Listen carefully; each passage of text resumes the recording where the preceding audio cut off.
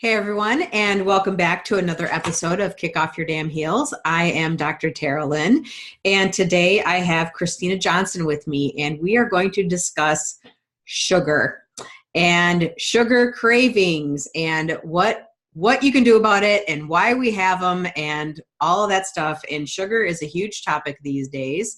I talk about sugar with mental health clients all the time because it influences that as well. So I'm glad to have you on the show. Welcome, Christina Johnson. Please let us know who you are and what you do. Thanks for having me. I'm excited to be here. Yeah. So I'm Christina Johnson. I'm a transformational nutrition coach and I have a private health coaching practice. And my specialty is really working with women who have struggled for years trying to lose weight. And so I work with them and try to get to the root cause of what's causing their weight issues. And we just help them, create this healthy lifestyle and a healthy relationship with food so that they feel good, have more energy, and really just feel comfortable in their body. All right. So let's get to it. We are going to talk about sugar. Yeah. So why do you think this is so important to talk about? First of all, so many people have cravings. Whether it's for sweets and sugar or whether it's chocolate or carbs and bread, lots of people struggle with sugar cravings and it stops us from eating well. When you are constantly craving that, ice cream in the freezer, or that bag of chips is calling your name, it's hard to stick with eating healthy. And so it really can get in the way of healthy habits. And so I feel like it's just a really important topic to talk about because so many people identify with it. And Go ahead. I was just going to say, and sugar just impacts our health so significantly. Like you said, it affects our mental health. It affects, just our immune system. It suppresses our immune system. It exacerbates PMS. It causes fat storage. It has been linked to some types of cancers and Alzheimer's and, can lead to diabetes. So it affects how we feel on a day-to-day basis, and it affects our overall health as well. So so there's all kinds of different things that are called sugar. Yeah. That came out weird. Like, are there any decent sugars? Because I know when I think of sugar, I think of the processed sugars and that, but then there's people that say, go ahead and eat honey and eat. To me, that's still sugar. Is there a difference between this, or how do you view it? And she is unprepared for some of these questions, just so you know. So it's okay to say, I don't know. All right. Yeah. My philosophy is sugar. So whether it is refined white sugar or honey, it's still sugar and it's still going to act as sugar in your body. With that being said, though, for most people, it's not realistic to think that we're never going to have any sugar for the rest of our lives. It's not a very realistic approach. So I definitely recommend, when I'm working with clients, we try to get them all off all the processed refined sugars, the regular, white sugar and corn syrup and those types of things. Mm-hmm. And then every now and then when they do, want to have a treat, because I think part of having a healthy lifestyle is still being able to enjoy food. And so every now and then, if you're going to plan ahead for a treat, then what I recommend is finding a healthy recipe and using a little bit of honey. You don't have to use a whole cup of honey, but, cut it back and use a little bit. And there are other nutrients in things like honey and maple syrup that do make it a better choice than refined sugars. So there is good, better, best in this scenario. Okay. That's a good way to describe it. Yes. Yeah. And I forgot bad. There's bad, good, better, and best. Yeah. Okay. That's probably would be never ever having any sugar, but yeah. Well, because there's a lot of confusion around it too, because people even talk about fruit, as being bad. And I'm like, well, sure, there's a lot of fruits that have more sugar than others, or when they ripen, they have more sugar than, a less, like a banana. When it ripens, there's more sugar than when it's green, Mm-hmm. But I think there's a lot of confusion around sugar, period. It gets lumped into all the same category. Yep. Yeah, and then that can just cause people to feel overwhelmed and just say, well, I'll just forget about it and eat what I want to eat. Right, exactly. Can't say I've never been there anyway. All right. So this leads into the question about why is it that we crave sugar in the first place? My philosophy is that we are craving sugar because we have some kind of imbalance going on within our body or within our mind. And our body thinks that sugar is going to fix that imbalance. It's like sugar is the solution. And so we start to crave sugar. And what I believe is that when we can figure out what is really that imbalance, what's really going on within our body that's causing our body to think we need sugar, and when we address that root cause, then the sugar cravings just kind of start to disappear. Mm-hmm. Yeah. So, what kind of nutritional imbalances might our body be really saying, hey, help me with this, Yeah. So like you said, there's different types of imbalances, and one are nutritional imbalances. And I think that some of them are so simple. Like a big one is not drinking enough water. And I say that, and I know that everybody has heard that before, but just because we've heard it, is everyone drinking at least 64 ounces of water a day? No. I would say that probably 75% of my clients or more are not drinking enough water when they come to me. Right. And when we're dehydrated, it can cause cravings of all kinds. It makes us feel hungrier and makes it really hard to be healthy and feel good. So that's just a simple one. Another common one that I see is not eating enough protein. So a lot of my clients, No, because I talk about eating protein will not just help with the sugar, but it helps with, stress, and it helps with mental health balance, and all. Protein is amazing. Yeah, it's essential macronutrient for a reason. Right. And it's interesting when I look at, when I first start working with a client, they'll do a food journal for a few days for me to look at. And one of the first thing I notice is not drinking enough water. And then the second one is breakfast and lunch in particular tend to have very little, if any, protein in them. Mm-hmm. And that really sets up our blood sugar levels for the day and can cause cravings and blood sugar fluctuations all day long. So that's a huge one. I want to add in there, everyone who's listening, it also causes anxiety and depression. So, now we're going to tie it all together with mental health. So sugar is not just about weight loss, everyone. It is also about mental health. So there's my caveat right in the middle, smack dab right there. Yeah. Well, I've noticed for myself, if I can tell if my blood sugar drops too low, because if you eat a lot of sugar at once, it's going to spike your blood sugar and then it plummets. And when it's plummeting, then I can tell sometimes I get a little jittery or just feel more anxious.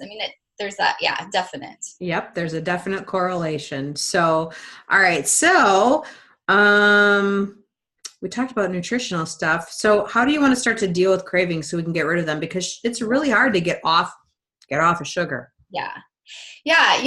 So if I can add one other thing, I definitely feel like the nutritional imbalances are a huge cause of cravings, and that's a great place to start dealing with them and getting rid of them. But I think we also need to recognize that sometimes there's other things going on more emotionally or within our lifestyle, because it could also be just lifestyle imbalances like not getting enough sleep.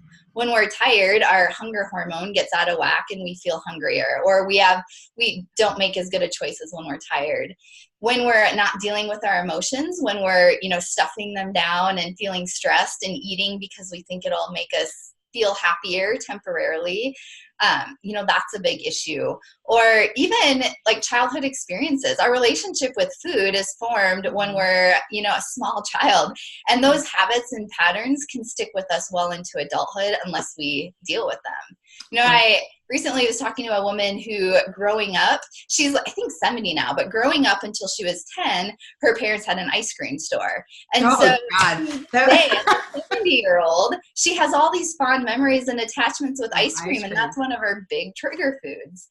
Right. And so when we want to deal with cravings, I think it's really great to start with the nutritional imbalances. Drink enough water and, eat enough protein and eat nutrient-dense foods. But then once you do that, it's like the cravings go from this loud roar more to a dull whisper. And then we have to look at all those other things going on under the surface. Are there emotions you're not dealing with? Are there just habits that did you grow up with your parents telling you have to clean your plate, and now that's an ingrained habit? So it kind of is, it's an issue that I think we look at in layers, if that makes sense. Mm-hmm. Or did your parents own an ice cream store? In my mind, I'm thinking, oh my God, that would have been the worst. And worse. The other worst would probably be like a bakery or a pizza shop. Like to me, that would be horrible. Yeah, But just the smells of them. we smashed together those experiences. Like if nothing else, it was like togetherness, in if you're working together in an ice cream store, like it's a togetherness feeling. So it's a sense of being whole probably. So yeah. So looking back at some of those early childhood memories is largely important to this. What are the messages that you received around food as a kid, and how do you interpret them now as an adult, So, but sometimes it seems like your body just wants it, like it just wants sugar. So are there any, and I'm putting you on the spot with some of these questions, are there any reasons why your body would just like have a strong desire for sugar, like just need it? Go ahead. Yeah, I would say that probably speaks more to the nutritional deficiencies. So one of the interesting things is the cycle we can get in. So when you eat a lot of sugar and processed foods, it will strip your body of certain nutrients. So you become deficient in things like magnesium and chromium, calcium, vitamin C. And what happens is that when you're deficient in certain nutrients, for example, magnesium, that can lead you to crave chocolate. And when you're deficient in chromium, is that why I crave chocolate? That's why I crave chocolate. Blame it on the magnesium. Okay. A deficiency in chromium can lead to sugar cravings. I think I saw one study that people who have strong sugar cravings, when they supplemented with chromium for, I think it was 6 weeks, the cravings dropped in, I think, at least half. Wow. So we get in this vicious cycle. We're eating all this sugar. Our bodies become nutrient deficient. And then we crave sugar, so we eat more of it. And then we become more deficient. And then it's hard to get off that cycle. Well, it might also be, you said if you eat a lot of sugar, it strips the body of nutrients. And I think like, well, yeah, it also makes sense because the more sugar and crap you eat, and the less other good things you're actually eating at the same time. So you're not getting the nutrition in at all, because when you think about that processed foods, sugar, carbs, whatever, how many people's diet actually is nutrient dense? Not many. So whether it strips it or it just doesn't allow it because you're already eating this crap food and feeling full or satiated or whatever, I don't know, you're not getting in the nutrition that you need. So you crave more sugar to do the job. Would that be about right? Yes. Yeah, okay. Exactly. And that's good for me. I just put that together right now. So very well said. Thank you. Yeah, and that's what I do with my clients is we focus on eating a more nutrient rich diet, because that's the key. When we give our body the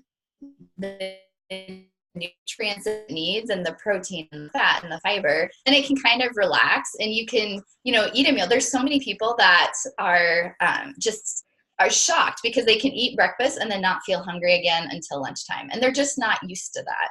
Right. And so that's what happens when we eat the right types of foods and the right combination of foods. Right. That makes a lot of sense. So how do we start to deal with those cravings so we can actually be done with them? Yeah. I think the first thing is just identify what do you think could be causing your cravings? Is it a simple nutrient kind of deficiency, like not drinking enough water or protein? Or is there something more going on underneath? And then I think the easiest place to start is really to start with what you're eating. So number one, drink 8 glasses of water every day at a minimum. And if you're active, drink more. It's such a simple thing, but it really can make a pretty big difference for a lot of people. So I recommend starting there. And then second, move into eating a more nutrient-rich diet. So eating more foods that you would find outside in a garden or on a farm or a ranch, and not foods that you would find in a food manufacturing facility. So, good quality meat and eggs and fish and vegetables and leafy greens, fruit, nuts and seeds, all those real healthy foods, because they have the nutrients we need to be healthy. Right. So I think that the more you add in of that, the easier it is to start crowding out more of that, the sugar and the junk. And then lastly, I think a huge thing that helps for a lot of people is eating a more balanced meal. So 3 times a day, make sure you're getting protein, fat, and fiber, ideally in the form of vegetables. Mm-hmm.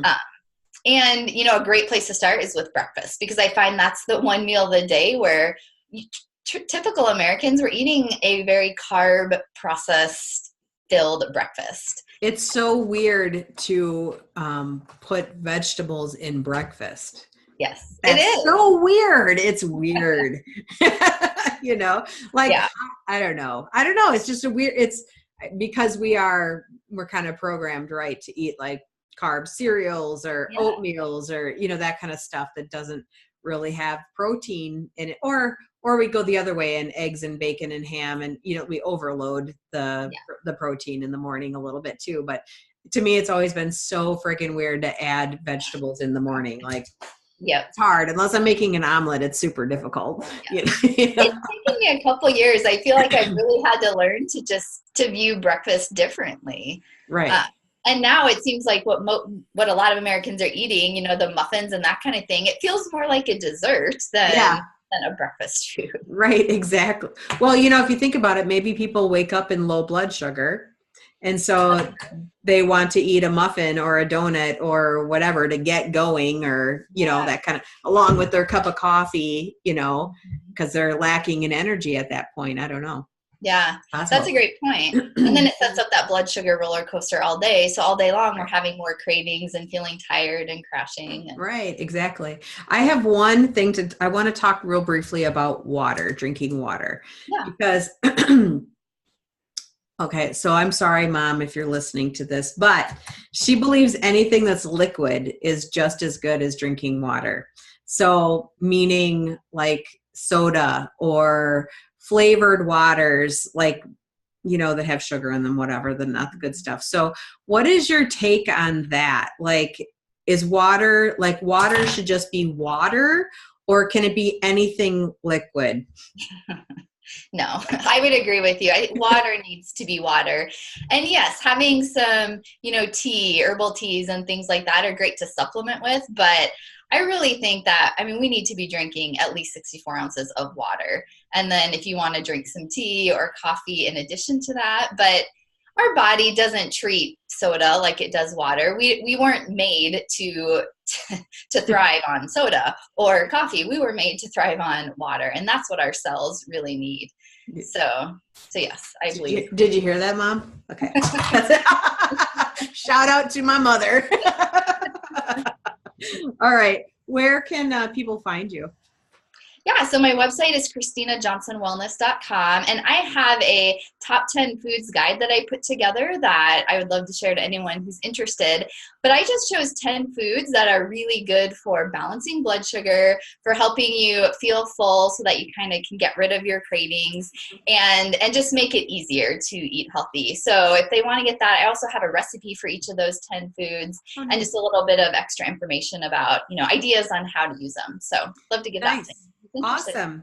So that free guide will actually be a link in the show notes here too. So you don't have to go far to find that. And there will also be a blog attached to this episode on drtarolyn.com, which I will also link that free guide into that blog post for you as well. So, all right. Well, it was a pleasure having you. Thank you for being on.